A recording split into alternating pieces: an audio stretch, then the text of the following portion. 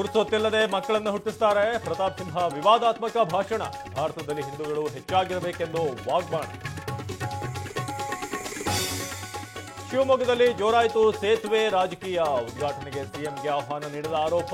ತಡವಾಗಿ ಕರೆದಿದ್ದಾರೆಂದು ಸಚಿವ ಸತೀಶ್ ಹೇಳಿಕೆ.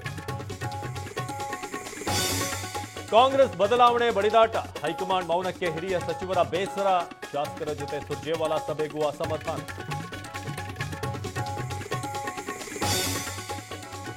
ಬಿಜೆಪಿಯಲ್ಲೂ ಹೈಕಮಾಂಡ್ ಬಂದು ಸಭೆ ಮಾಡಿಲ್ವಾ? ನಾನು ರಿಪೋರ್ಟ್ ಕಾರ್ಡ್ ಕೊಟ್ಟಿಲ್ಲ. ಸಚಿವರ ಮೌಲ್ಯಮಾಪನದ ಬಗ್ಗೆ ಎಂಬಿ ಪಾಟೀಲ್ ಸ್ಪಷ್ಟನೆ. ರಾಬರಿ ಮಾಡಿದ್ದು 4, ಖರ್ಚು ನೋಡಿಕೊಂಡಿದ್ದು ಒಬ್ಬ.